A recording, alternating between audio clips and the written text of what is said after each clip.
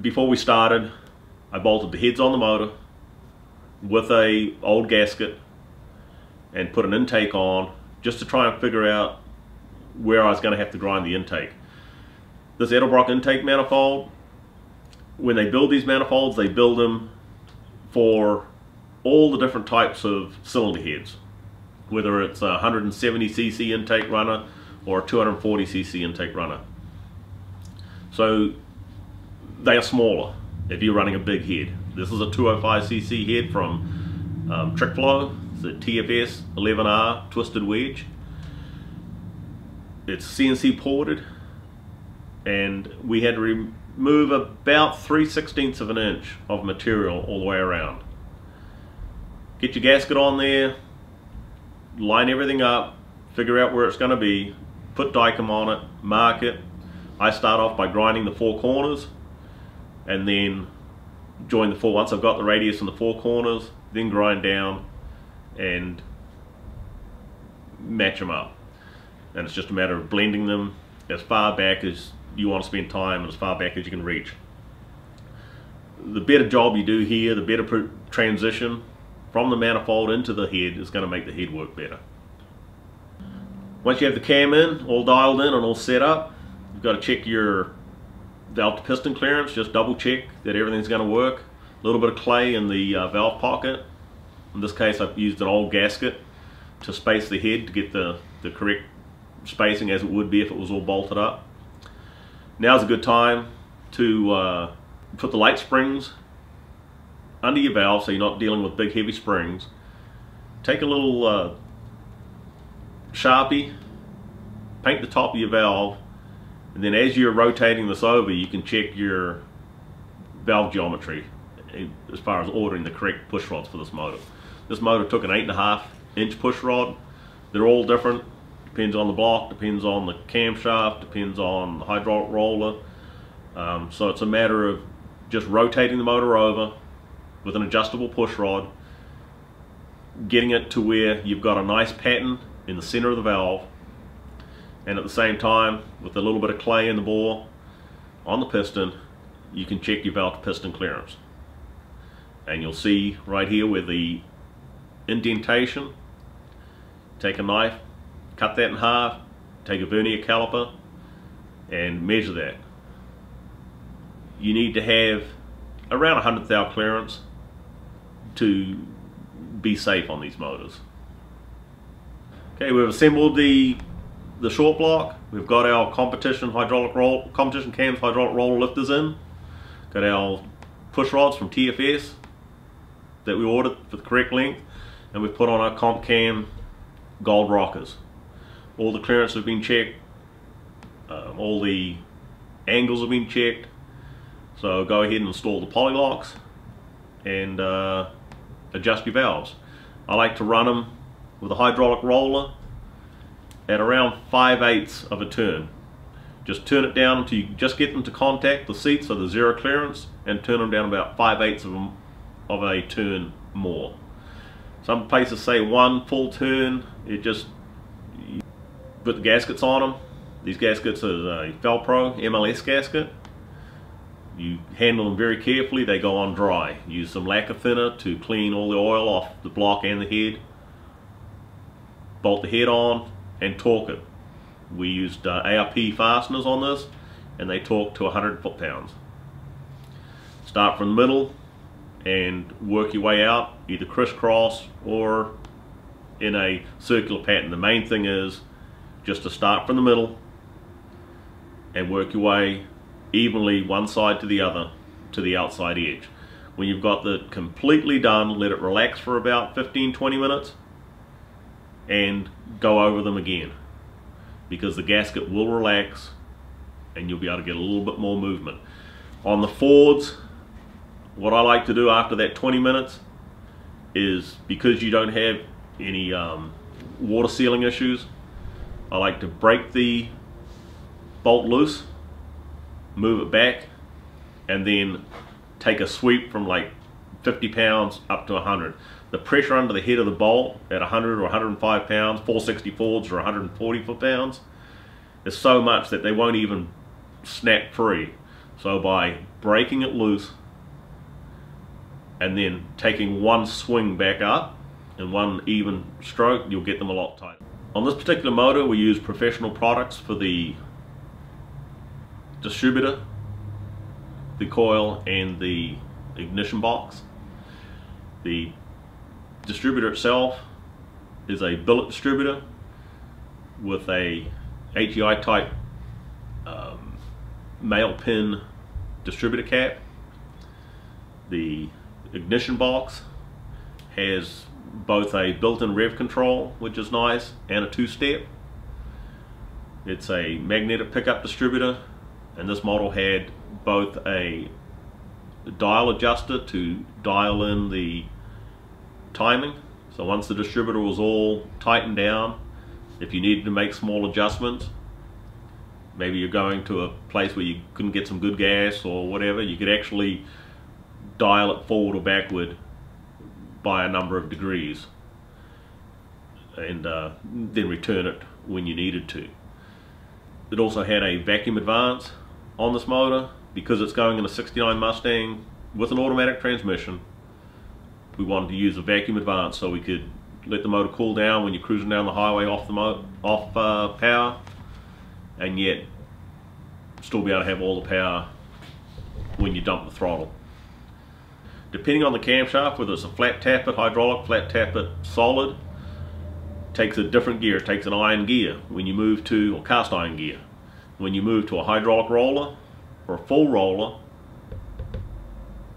you need to go with a different gear.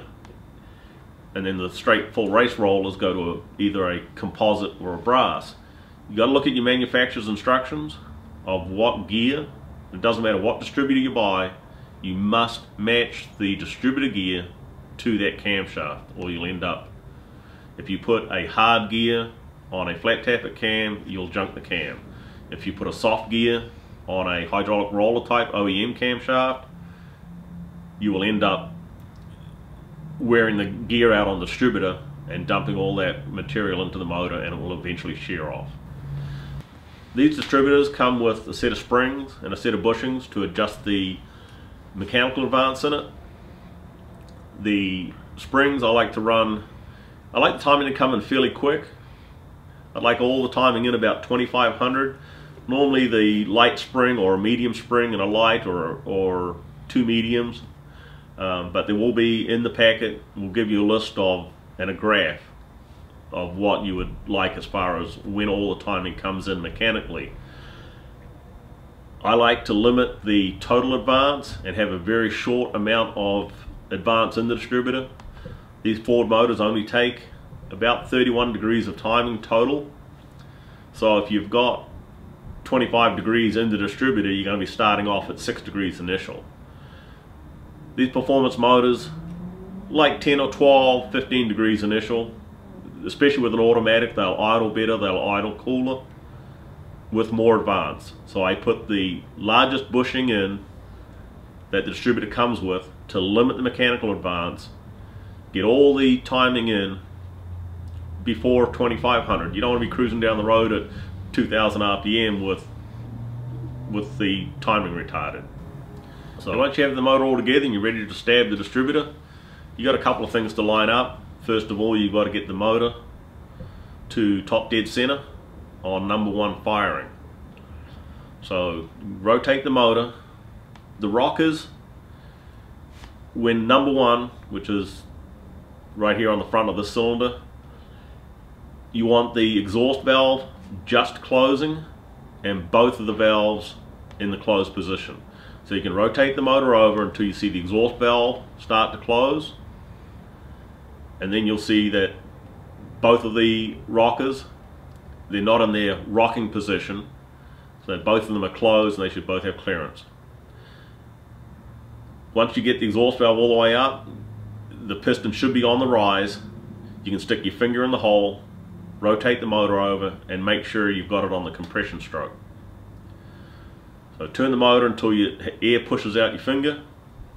I'll just take a little screwdriver, stick it in the hole, and turn the motor just on top dead center, and with a long screwdriver, when it's touching the top of the piston, don't jam it in there, you'll see as it rocks up or down, and you can get the motor pretty close to, within a few degrees of TDC. Now you've got to set the distributor. You've got two things to line up. You've got the oil pump shaft that comes up from the bottom, and you've got the distributor gear. The distributor gear is going to turn as it goes down. So the Ford motors are counterclockwise. So as the distributor drops in, you want to start it back from where you want it and then let it rotate down. If you're lucky, it'll just drop straight in and line up with the hexagonal oil pump drive. If not, you may have to rotate the motor just a little bit until it drops down and then come back to that point. These are the tall trip flow valve covers to clear the stud girdle. We've got to, they don't have any holes in them. You can put in whatever holes you need. On this particular motor, I want an oil feed on the front, a PVC because it is a street motor, and a breather. The way the breathers work and the PVC works, you've got a PVC on one side and you've got a breather on the other side. The idea is to take the air in through the breather, across through the valley in the motor, taking all the fumes with it, and out the other side. Okay, this is a Holley 850 vacuum secondary. It has jet plates front and rear to make it a little bit more adjustable. It's got standard linkage, but this particular model has the Ford kickdown. It's a 4150, so it has a jet plate front and rear, has electric choke, which makes it real nice for a street driven car as far as starting it up in the winter. It's not the make of the spark plug, it's the function of the spark plug. Because this is a naturally aspirated motor, I use a protruded tip where the electrode actually sits proud of the thread base. For a blow-on motor or a race motor, you do not want the tip protruded.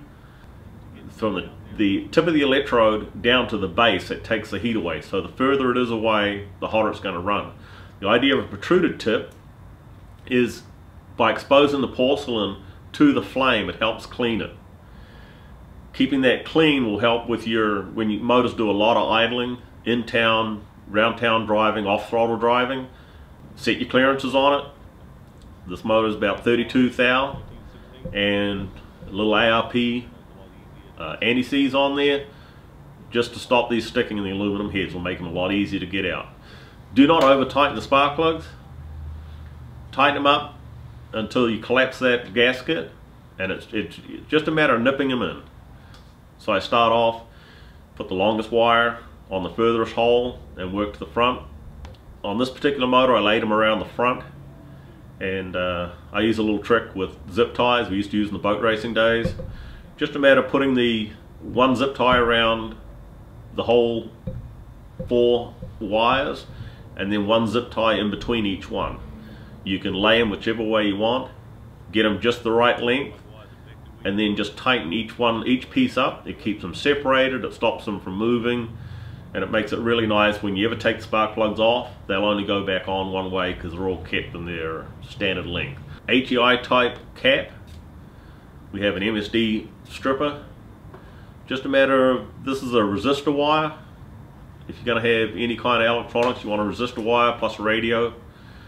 So trim the shielding off it, leave about a 1/2 inch exposed, bend it under, put your HEI terminal on it, a little nip together just to make it easier for the crimping part to go on, and then it's just a matter of using the double fold crimping part and crimping the wire, and those things will be made up and never come off. Once you have the terminal on, you've got the wires all cut to length, you've got your terminal made up, just a little bit of silicone gel on there, and then take the insulator and the boot. It'll just help that slide on, push it on as far as you can push it, and then take either a screwdriver or something to push down on the end, and you'll be able to pull it all the way through until it's in its right position. Want to pre-oil everything. We're going to oil prime this motor, but it's real simple just to fill the filter up with oil, spin it on, and it'll make your oil priming a lot easier. SFI Summit balancer, line up your keyway, slide it on. It has an area with no press, so it'll slide on some of the way to start. A little bit of oil on the surface where the timing seal goes, and then use a installer. You don't want to beat these on. You're going to be beating the crank, you're going to be beating the front of the balancer. So if you don't have an installer or you can't rent one, then buy one. They're available at Summit. Screw that on, it has a bearing, tighten up the big nut, and suck it all the way up. Double check your timing marks. A lot of these motors, and a lot of these, some have timing marks straight up, some have them on the sides. There's numerous amounts of timing marks and they're not always in the right position. So just double check top dead center and double check your timing markers at 0 corresponds to your dampener. When you put your dampener on, there's a oil leak that you can get. It comes straight up the keyway. Take a little silicone, a little right stuff, and put a little silicone around the bolt, around the washer, and a dab of silicone in the keyway groove. Oil will seep up that keyway groove and you'll have a very small leak in the front of the motor. So just a little dab there will keep everything nice and dry. Okay, here's the motor complete. We mounted it on our engine stand, a little travel stand from Summit, and we're off to the dyno. Okay, we've got the motor warmed up on the dyno.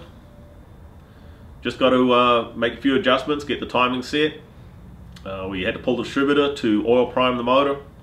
That's just a matter of pulling the distributor out and taking a quarter drive socket and rotate the oil pump with the distributor out, get oil pressure up, get everything filled up, drop the distributor in, reset the timing. Okay, here we go. We're just hooking everything up on the dyno. Each motor is a little different.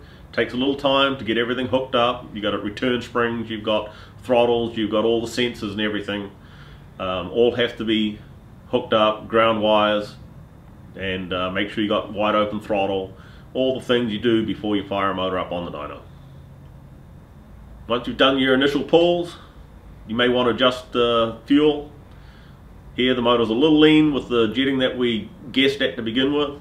So it's just a matter of dropping off the fuel lines, take off the front bowl, drain the fuel, and change up the jets. I think we had to change jets 3 different times to get it exactly where we needed it. Okay, we start off with engine braking. Just a matter of putting a light load on the motor, run it for about 20 minutes. Start off at about 50 pounds of pressure against the motor for the first couple of minutes, double check the timing, check all the temperatures. We go up to about 150 pounds. Double check your temperatures, double check your oil pressure, check your timing, all the stuff before you lay the loud pedal down.